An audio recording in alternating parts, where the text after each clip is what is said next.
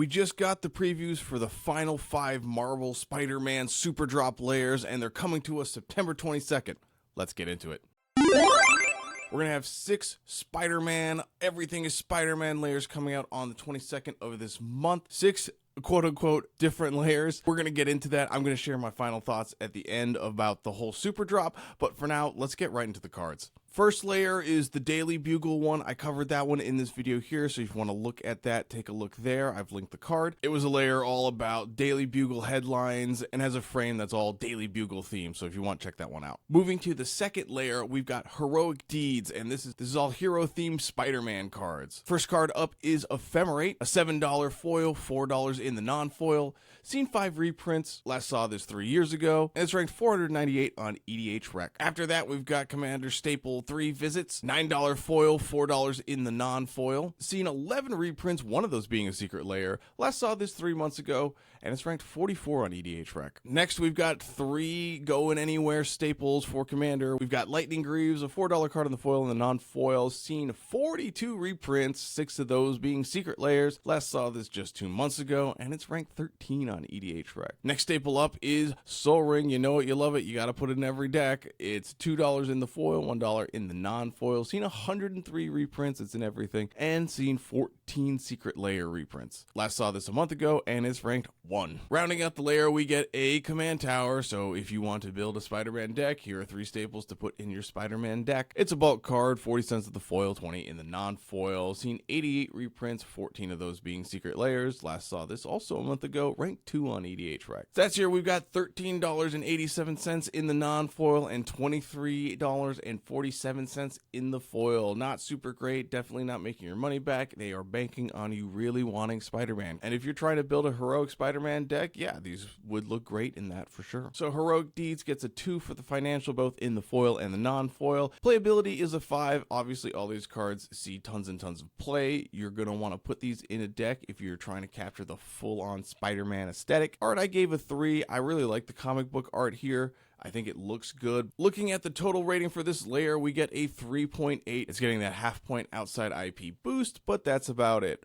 Overall, as I said, if you want to build a heroic themed Spider-Man deck, I think this is something to look at if you're trying to capture the whole aesthetic throughout the whole deck. Could this have just been in a commander deck that they didn't print? Yeah, probably. But if the hero aspect isn't your vibe, check out the next layer. First card up is Deadly Dispute. It's a 90-cent card in the foil, 30-cent in the non-foil. Seen 5 reprints, 2 of those being secret layer. Last saw this 2 months ago, and it's ranked 143 on EDH Rec. Next up, we've got Go for the Throat. This is a bulk card again, 60 cents in the foil and the non-foil. Seen 14 reprints. Last saw this 6 months ago, and it's ranked 340 on EDH Rec. And that's it for the unique cards for this. Obviously, the art's the same, but we get Lightning Greaves, Soul Ring, and Command Tower again. So all the stats remain the same. Here we see Lightning Greaves on Electro. We've got Soul Ring, which is the power of the sun with Doc Ock here. Actually, I think this one looks pretty sweet. And we've got Oscorp headquarters as the Command Tower. Villainous Deeds is doing a lot worse here because there's no ephemerates. So the non-foil single is around $6.25, and the foils are at $8.73. This one's pretty rough in terms of value. So looking at the financial rating, we've got a 1 for both the foil and the non-foil. Playability is still a 5. It's super playable. I think that is the point of this layer. You're putting this in a deck. This one's obviously, if you're building that Green Goblin deck, you're doing all sorts of villainous things. That's why you want to buy this, is to keep that theme. So playability is still a 5. Art, I gave a 3. Again, the art looks cool, but there's no through line here. It's just random villains. I think it looks good, but there's no contiguous theme. Total rating for this is a 3.5. Again, it gets that outside IP boost, but that is about it. Do I think these 2 layers could have been 1 layer? Yeah, SpongeBob gave us like an 8-card layer. This could have been a heroes and villains thing. Combine it together. It's a little that they're kind of splitting this into 2 different things and charging you $30 because the value really just isn't there for these. I would like to see this kind of together, or at least with more cards. That would have been really nice to have, a little more rounding out of the differences between the heroes and the villains, because as it stands, 3 of the cards are the same, and both of the unique to the specific layer cards don't really scream hero or scream villain to me. At least Go for the Throat is a kill card. Ephemerate doesn't really scream heroicness to me. 3 Visits doesn't really scream heroism. I'm kind of on these Lairs. Again, if you're building a deck that wants these arts, it makes sense to snag them. I think you'll do fine. Next, we've got a cool one in Venom Unleashed. We've got Damnation, which is $20 in the foil and the non-foil. Seen 10 reprints, one of those being a secret lair. Last saw this a year ago, ranked 332 on EDH Rec. Art looks really nice in this. The explosions look really cool. Next, we've got Dark Ritual, $9 in the foil, but only $1 in the non-foil. Seen 46 reprints, one of those being a secret lair. Last saw this 3 months ago, ranked 39 on EDH Rec. After that, we've got Peer into the Abyss. It's a $4 card in the foil, 3 in the non-foil. Seen 4 reprints, last saw this just over a year ago, and it's ranked 1177 on EDH Rec. Neat reprint of Surgical Extraction here, $1.60 in the foil, just under $1 in the non-foil. Seen 6 reprints before this. Last saw this just a year and a half ago, ranked 14,035 on EDH Rec. This is definitely a modern card. It's not a commander card, but yeah, it's in here. Rounding out the layer, we've got Tendrils of Agony. This is a $2 card in the foil and 30 cents in the non-foil. Seen 5 reprints. Last saw this again just over a year ago. Ranked $58.98 on EDH Rec. Looking at the non-foil prices, we've got $23.21 for the non-foil, $36 in the foil. This one gets pretty close to breaking even, which is really nice, as I think it is the most valuable layer here on offer.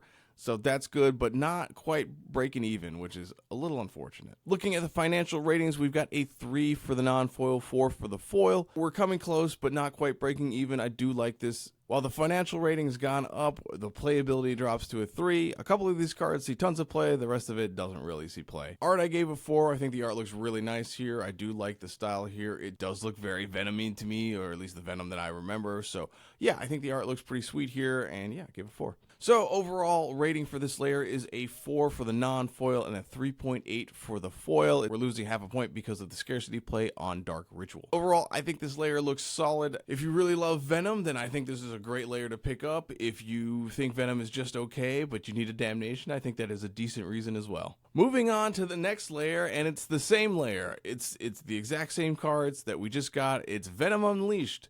Inked. These are just the sketch versions of the same cards. All the numbers remain the same. Everything is the same. It's just art that wasn't finished yet.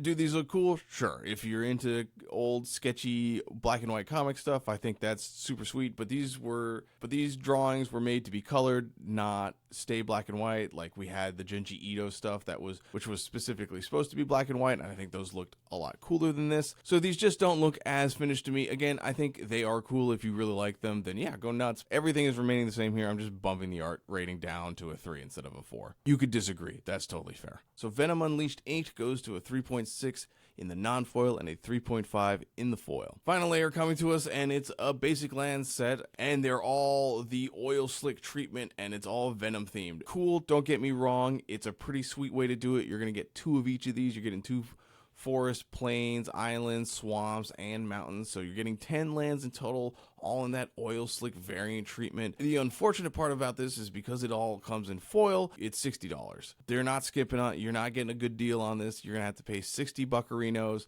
for 10 basic lands. Funnily enough, with tax, that is about the exact price of crude oil barrel right now. So you could either choose, you could get a whole barrel of oil, or you could get 10 basic lands and an oil slick treatment. I don't know, I thought that was amusing. Overall ratings, it's a 1 for financial value. This is horrible. This is a horrible deal if you like money. Playability is just a 1 because it's basics. You can put them in anything. You don't need to buy these to get them. Art, I gave a 3. I think they look fine. Like the swamp makes sense, but the plains doesn't make any sense. I think they're just okay. I mean, they'll probably look all right. I've never been a fan of the oil slick. They're really too hard to make out, especially if someone is sitting diagonal to you in Commander. Like you can barely tell what these lands are. It just gets a 3 from me. I think people really love this. I would be hesitant since we all kind of got burned on Galaxy foils in the last secret layer. So yeah, keep it with a grain of salt. If you really like Venom stuff and you want some oil slick lands and you hate having $60 in your pocket, this may be the one for you. Overall rating here is a 2.7. Yeah, it's just a basic land pack and it's way too expensive, but yeah, it's what it is. So that is the Marvel Spider-Man Superdrop. I think there's some art in here that some people really like, and if you're building Spider-Man decks, I think there are cards in here and arts that you will really enjoy putting in your deck. I think everything is a little overcosted. There's not a ton of financial value here, but it is rough when literally all of the 6 layers do not cover quote-unquote what you're paying for, so you're absolutely just paying for art when it comes to these cards, which again, I wouldn't have so much of a problem if there wasn't as many duplicates in this layer. The Heroic Deeds and Villainous Plots, 3 of the cards are the same. I think that could have been bundled together. The 2 distinct cards aren't anything to write home about, so that's kind of a bummer. Venom, it was a cool layer. I really do like the Venom layer. Offering it a second time and not just as a different style treatment. Like if you could just get the Venom layer in sketch, non-foil, and foil, and that was just one offering, you could just get it. That would be cool. And they gave us another character layer. That would, I think, make this a lot better. So essentially, we've got 2 layers that have mostly the same cards. We have 2 layers that are exactly the same. One is just a land pack, and then we have the newspaper one, which I do like. I do like that one. I think, honestly, it just feels rushed. It feels rushed like the main set feels rushed, which is such a bummer because, you know, Spider-Man is a cool character. A ton of people love him. This is their favorite Marvel character. I still think people are going to enjoy some of that, which is great, and I'm happy for them. I just think for maybe some more casual player or some more casual fans of Spider-Man, yeah, it just doesn't quite get there, which is a bummer because I would have really liked to get some of this stuff, and I think I'm skipping this whole entire Superdrop, which is a shame because I haven't skipped one in like, I think over a year now. Anyways, sorry to kind of end that on a sour note. I do think if you like Spider-Man and you really like some of the stuff, there's stuff in here for you that you will enjoy. I'm going to have some more stuff coming out on the Spider-Man cards and the main set coming out in a future video, so stay tuned for that. If you enjoyed this, if you thought the information was helpful, please like and subscribe. It helps the channel out a ton, and I'll see you guys in the next one. Bye.